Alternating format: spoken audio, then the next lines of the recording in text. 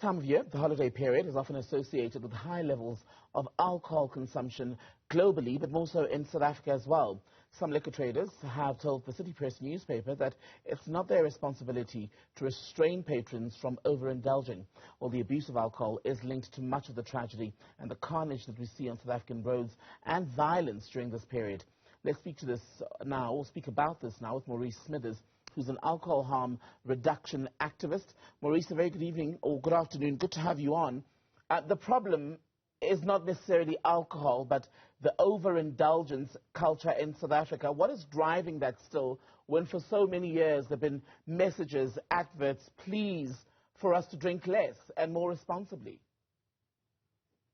Well, it's a very complicated question, and there are long historical and socioeconomic reasons, I think, why people do drink excessively. But, you know, you talk about adverts encouraging people to drink differently. I want to just show you a couple of things. Here's an example. That's one example. All is bright and bubbly. Here's another example of alcohol, special deals on alcohol to try and get more people to drink more. Here we've got something saying, get into the festive premium liquor boom. And here we have a wonderful Christmas tree made out of many bottles of whiskey. So, you know, it's not surprising that people, particularly at this time of the year, are going to drink more because they're encouraged to, because there's a kind of a message that is sent to them which says you can't have a good time if you don't drink. But that's kind of ironic, because if you know anything about the statistics, the World Health Organization and the South African Medical Research Council say that only around 35% of people aged 15 and above actually drink in the country. So that means, in theory, that the other 2/3 of the country are going to have a really boring, bleak time over Christmas because they're not drinking. And that clearly isn't the case. So it's a lot to do with advertising. It's a lot to do with this idea that you can only enjoy yourself if you are getting drunk. Is it possible at this stage, given the culture of alcohol overconsumption in South Africa, to separate or make out which is the biggest influence? I mean, there have been calls over the years that maybe to say if we ban advertising of alcohol on TV, etc., there may be a reduction, but those who are in favor of keeping the ads say, well, South Africans know where to find their alcohol anyway, so they wouldn't stop drinking or drink less just because there was a ban on advertising. Well, that's not the view of the World Health Organization and most researchers in this field globally, because what they have argued that there are three critical things that need to happen. The one is, and they need to happen simultaneously. You can't do one without the other. The one is you've got to reduce the availability of alcohol, and there's many ways to do that. Reducing the number of outlets that you have, reducing the operating hours and that sort of thing. The other is that you increase the cost of alcohol. You shouldn't be advertising special deals on alcohol to try and get people to drink more for less. You can increase tax and so on. And the third thing is limiting or banning advertising, because the problem with advertising is that although the industry says that their objective in making advertisements is not to promote drinking, but rather to promote brands, the reality is that they have to continually advertise, to continually keep their market and to create new markets. So, you know, of course it's true, you know, what you're saying, that even if you have advertising, don't have advertising, people will drink, as we've seen with tobacco. But there's no doubt that the legislation of 1999 had a profound impact on smoking in the country. And it would have a profound impact. You know, a place like Russia, for example, they managed to reduce the number of people drinking in Russia by 40% through very good legislative measures. And the same can happen here. I want to get your thoughts then on the piece we quoted before coming to you for this conversation, where some of the liquor traders were saying, well, it's not their responsibility to police or prevent overconsumption of alcohol. Do they bear a responsibility to, in fact, pass that message on or actually act on trying to get people to drink less when it benefits them, in fact, when we buy alcohol in copious amounts?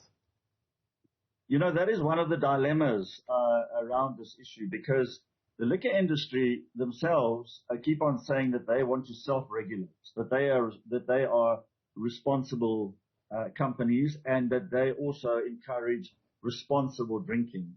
But the reality is, by doing that, they're shifting the blame onto the consumer.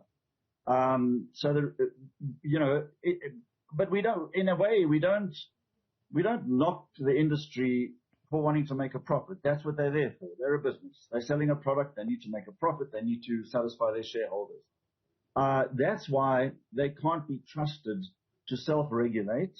So the government needs to actually set the rules. And when it comes to actual traders who are selling in business, in the actual taverns, in the actual bars, in the actual nightclubs and so on, they do carry a responsibility. They carry a responsibility for not letting people in who are underage. They carry a responsibility for not allowing people to drink to the point of drunkenness or of stupor, or to the point where they get involved in violent activities. There are many countries in the world, and this did apply in South Africa at one point, where in fact there was an obligation put onto traders to say, if somebody is so drunk, if you can see that they are palpably drunk, you actually, by law, should not be selling them anymore. The traders aren't going to do that on their own, as you say. You know, the more they sell, the more they want to drink. In fact, I came across a quote in a book the other day I was reading, where this guy said that they'd been drinking at home, and he said, we got to the point of being so drunk that we wanted to drink more. And that's what happens. You see, the more you get drunk, the more you want to drink, and therefore the more money they make. Mm. But there is an obligation, but that they will only fulfill that obligation if government regulates properly, and if there are consequences if they don't. And we've seen the tragedies that can happen when they don't, with, for example, what happened in Inyobeni, what we see with tavern shootings and violence that happens around taverns. I'd like to get your thoughts on something else that happens at this time of year.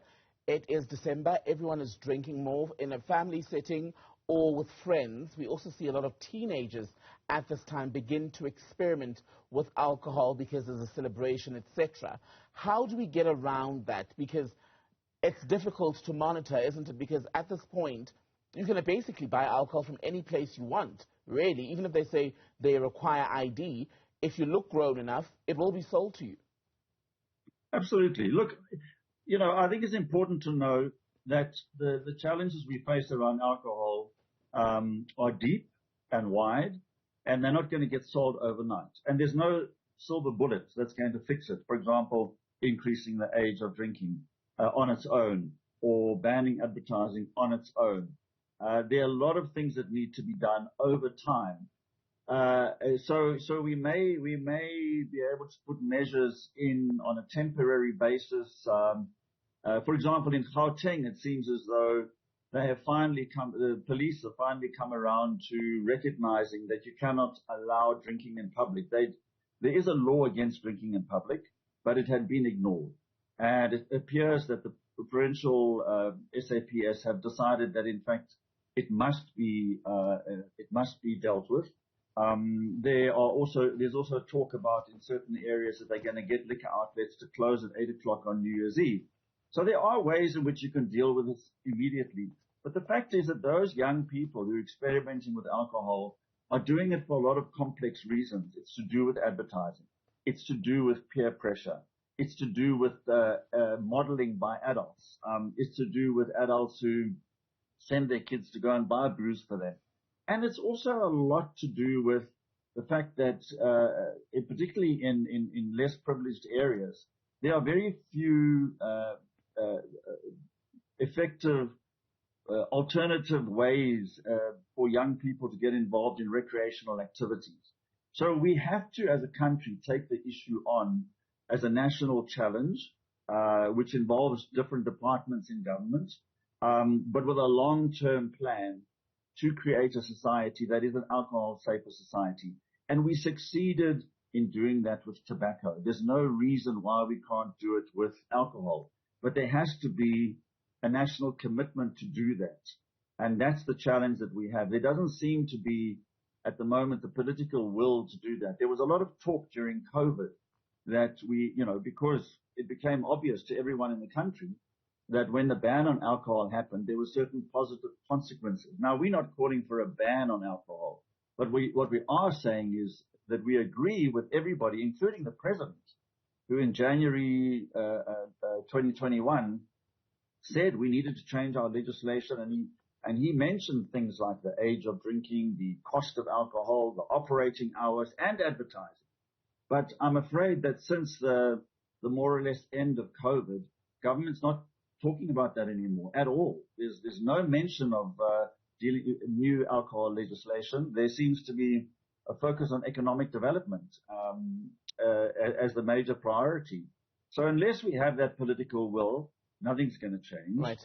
And we have another challenge, which is that our constitution actually makes it difficult to have national policy.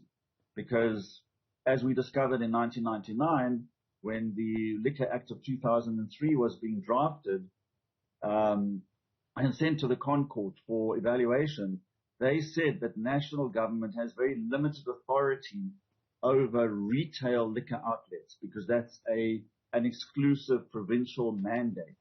So it actually is quite difficult for national at the moment to have a national policy, a national strategy, and effective national legislation. So actually, if we really want to be serious about dealing with alcohol, we have to change the constitution, in which we say that responsibility, the responsibility for legislation, rests solely with national government, and then provinces or local governments implement that policy. Maurice Smithers, good to speak to you. Alcohol harm reduction activist. Thank you for your time.